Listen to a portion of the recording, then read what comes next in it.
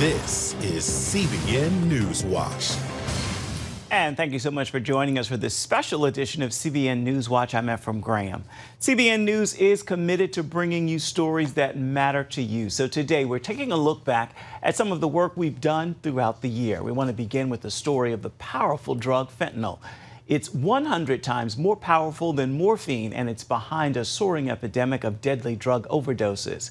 It's a potential killer found in many drugs on the market, and it's often added secretly. CBN medical reporter Lori Johnson explains.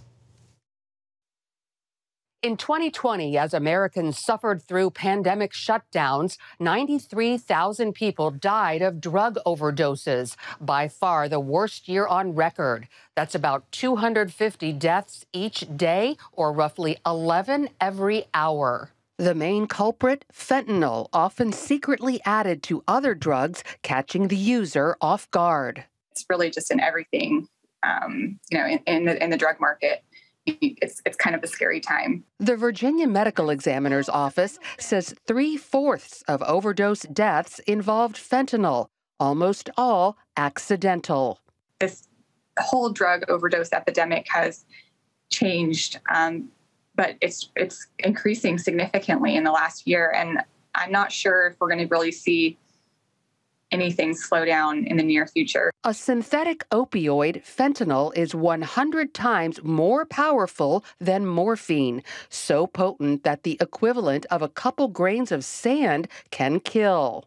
It is cheaper than many other substances, so it can be added to stretch out. If somebody has a certain amount of cocaine, for instance, if they add fentanyl, they can increase the volume at a very low cost. It's also added to pills like Xanax, oxycodone, and Molly. How easy is it to spot fake pills that are bought on the street? Almost impossible. What we call a pill press is what dealers are using to take the powdered substance and turn it back into a prescription-looking pill. Are incredibly sophisticated. In addition to the fentanyl-laced street drugs, pandemic closures of rehab centers also contributed to the high number of overdoses as recovering addicts relapsed. Then they were alone. And that isolation is the worst thing to happen for someone who struggles with substance abuse. Some drug prevention organizations are taking action to stop future overdoses by giving known users two things: fentanyl test strips to detect the substance in other drugs, and Narcan, the opioid reversal spray. While users are also advised to use the buddy system, the #1 recommendation remains get treatment. But we've seen a lot of people get better. Mostly, and I have to be honest with you, it's through the power of Christ. When they give their life to the Lord and they say, look, God, I'm surrendering my life to you. I call it submitting to the process. He recommends the 12-step program, which involves believing God can break the chains of addiction. Lori Johnson, CBN News. Up next, the Texas law banning abortions as early as 6 weeks, now putting greater demand on its pro-life pregnancy centers. Heather Sells will show us how the facilities are handling this influx of new patients when we come back. And welcome back. Texas has taken a bold step in its fight for life with a strict new law which prohibits abortions once a baby's heartbeat is detected. And it may have already convinced some women to choose life, while it's also driven others to fear and desperation. Heather Sells traveled to Dallas-Fort Worth to see the law's impact on frontline workers in crisis pregnancy centers. Whitney Freeman has been showing women their babies for years and sharing all the details. Because you can see that other little foot up there. At 14 weeks, this young mom's little one is crossing its ankles and sucking its thumb. That's legitimately thumb. That is so funny. And most importantly, perhaps, its heart is beating. The new law went into effect September 1st, and it is already changing the way women in Texas approach abortion, as well as the way pro-life pregnancy centers are responding. I need to be able to get a heartbeat at 5 weeks or they're not going to come back. For Freeman, the law means clients considering an abortion feel up against a deadline. If there's no heartbeat, it can encourage them to move forward. If I don't get a heartbeat, that is so much harder to get her to come back. We really have to be so intentional with her of why is she even here? Like, why is abortion on the table? If Freeman can find it, the conversation immediately shifts. If we do hear a heartbeat, then okay, so it's there. Now where are our options at? And then we can start having more of those conversations of what does parenting look like? What does placing for adoption look like? Pregnancy centers say the law is convincing some women who were on the fence to choose life. For those inclined toward abortion, the law has led to fear and desperation, especially when it first went into effect. Our phones were ringing off the hook with women who hadn't ever even taken a pregnancy test. They just were panicked that they might be pregnant. Reports from many of the state's almost 200 pro-life pregnancy centers cite a jump in demand for these tests, along with more calls, more women wanting to get in fast, and more cancellations. The big question that will take several months to answer is whether the law will actually increase the number of women who choose life. We have a very short window of time now, where before we would have, up to the 10-week, 12-week mark. Now we have really less than 6 weeks to reach them, and that's a very quick turnaround. Center Director Michelle Gregory, who works in the Dallas-Fort Worth area, wonders why her clinic is seeing fewer clients considering an abortion. Are these women now moving quickly to get it without trying to weigh their options? We were seeing about a 40% number in abortion-minded women as far as our patients go. And now that has dramatically decreased to probably around 10%. Those intent on getting an abortion are either heading out of state or buying medical abortion pills online. That particular choice worries Kylene Wright, who's championed life here for more than 30 years. People don't realize that medical abortions have 4 times higher complication rates, and actually the abortion industry exploits that.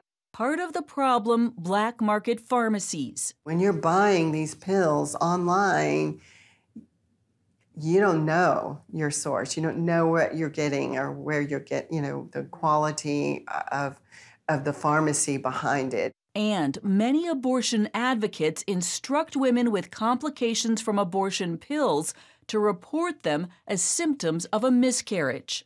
So there is no reason that a person should disclose that they have taken pills. This strategy hides the danger of taking the pills while exaggerating pregnancy risks. For now, Texas pro-life pregnancy centers are ramping up. We have to be agile and versatile and figure out, and prayerful, because ultimately I really don't know what even next month holds. The Prestonwood Center is fine-tuning messaging so that women know they can get immediate help. They're also expanding their free services and resources, anticipating that as more women choose life, they're going to need help. There's also an effort to stay nimble, given challenges to the Texas law, plus the possibility that the Supreme Court overhauls or overturns the watershed Roe v. Wade case next year. But regardless of that uncertainty, these centers are working to change minds and hearts. I look forward to the day that abortion isn't just unattainable, but we have to get to a place where abortion is unthinkable in our nation. While Jameson sees a political challenge in making it unattainable, she believes it's a spiritual fight to make abortion unthinkable. Reporting in North Texas, Heather Sells, CBN News.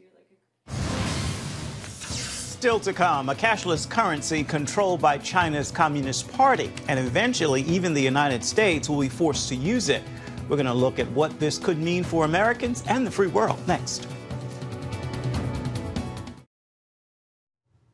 It's a nightmare scenario for America and the free world. China creating a digital currency to replace cash and coins. It would also allow the communist regime to know exactly how people are spending their money. George Thomas explores why this is such a perilous threat.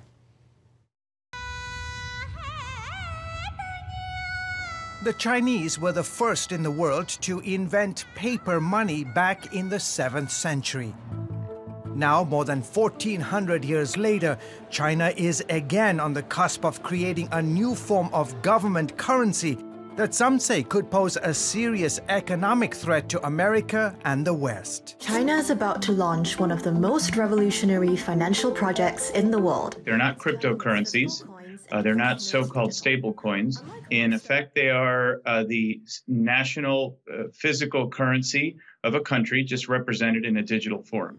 Eric Bethel is the former U.S. executive director of the World Bank. Bitcoin near record highs, crossing 23,000. He says while the world fixates on private cryptocurrencies like Bitcoin, but the digital yuan isn't a payment system, it's actual money. Beijing is busy building a digital version of its own currency, the yuan, also known as the renminbi, to control its citizens and eventually threaten the dominance of the U.S. dollar. They've pretty much created all of the building blocks that will allow a central bank digital currency to flourish. And Yahya Fanusi, a former economic and counter-terrorism analyst in the CIA, says China's goal is to replace cash with a digital currency that's controlled by the communist government's central bank. China has said for a while that it expects to pretty much be a cashless society in the future. So the idea is that cash notes, coins will no longer be around and that people will be using digital currency that's going to be in their wallets. That digital currency will also be issued by the government bank,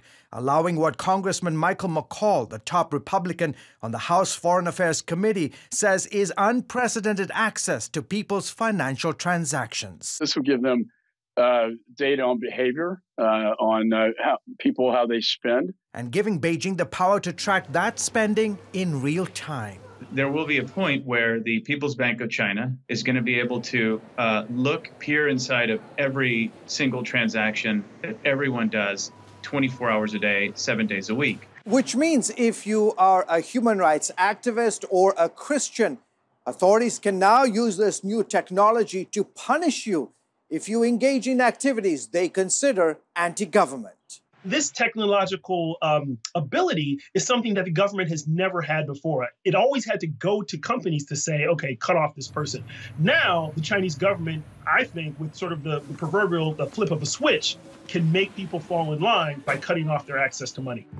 Eventually, U.S. and other foreign companies doing business in China will be required to use the government's new digital currency payment system. There's a competitive issue.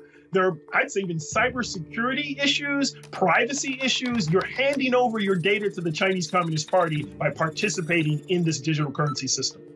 The U.S. dollar is the world's dominant reserve currency.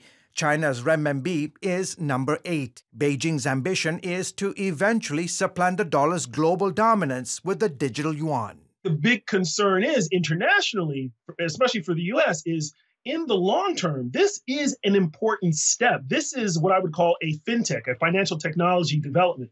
And the issue is that China is thinking decades in advance. It's not thinking about the next 2 to 3 years, per se. In June, the communist government handed out more than $6 million worth of its digital currency to its citizens as part of a series of trials around the country.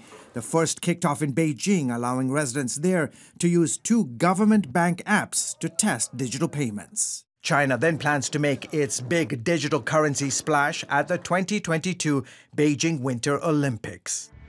Now that the world's largest authoritarian regime has launched this first-of-a-kind sovereign digital currency, some in the U.S., like Congressman Mike Waltz, worry Beijing will use this form of payment to also skirt economic sanctions. The Chinese government convinces countries like Burma, Iran, North Korea, and others to do business in that Chinese digital currency. It will also allow China and those countries to work around one of our most powerful tools, which is sanctions. Based on history, Waltz believes China is only too happy to share the technology with other rogue regimes that seek to enhance their own surveillance capabilities over their citizens. So that those other countries in Africa, the Middle East, and elsewhere can dominate their people in line with the Chinese version of government. But that data then comes back to Beijing so that they will literally, through facial recognition, be able to monitor the globe. George Thomas, CBN News. Coming up, a father finds a way to blaze his own trail after being fed up with the Boy Scouts of America. You'll see how next.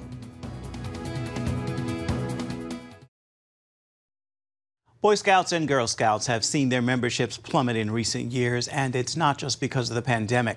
At the same time, alternative organizations for boys and girls led by Christians are seeing a huge spike in growth. Mark Martin is on this story.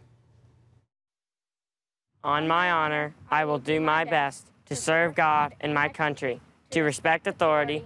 Ryan and Elliot Parks recite the oath for Trail Life USA, described as a Christ-centered, boy-focused, character leadership and adventure organization. And I really like being a part of it just because there's a lot of fun. Like, I love being outdoors, and I love camping and hiking and kayaking, and there's a lot of that in Trail Life.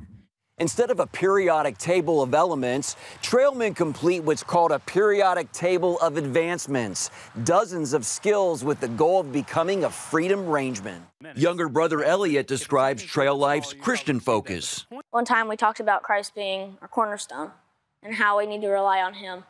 And so I thought that's really important. Their troop master is also their father. We ruled out the Boy Scouts. We just did not choose them, mainly because of a lot of decisions that they had been making. And we just decided that wasn't going to be a good fit for us. We were looking for something that really reinforced our beliefs and how we read the Bible, how our understanding of God's Word.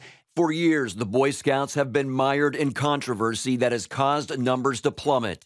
Issues ranging from bankruptcy due to lawsuits to opening the Scouts to girls and gay youth and adult leaders to participate. Those items, combined with the pandemic, led to a membership drop from almost 2 million members in 2019 to around 762,000 this year. A Boy Scout spokesperson telling The Hill, like many youth-serving organizations, we saw an overall decline in membership in 2020. However, most Cub Scout packs and Scouts BSA troops that were registered at the beginning of 2020 have signed up for another year of scouting. The Boy Scouts kind of lost their way. You know, they're an organization that has given us presidents and senators and astronauts and community and civic leaders. They had a magic sauce. They had the magic for how to grow boys into good, strong men.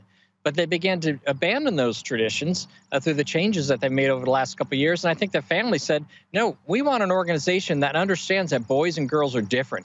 We want our sons to be raised in an organization that's male-focused, that helps them to understand and to be encouraged to grow into winning and godly men. Hancock tells CBN News Trail Life USA has seen a tremendous 70% growth in the last year. And with more than 30,000 trailmen across all 50 states, he's not watering down the Christian emphasis. It's who we are, and it's really what makes us different. If we cease to do that, there's no reason for us to exist. And we also, in our hearts, we want to see the kingdom grow. We want to see boys impacted for Christ. We want to see boys and families making decisions for Christ. And we see that basically on a daily basis. The founder of Trail Life USA's sister organization says frustration over the Girl Scouts direction inspired her to start American Heritage Girls.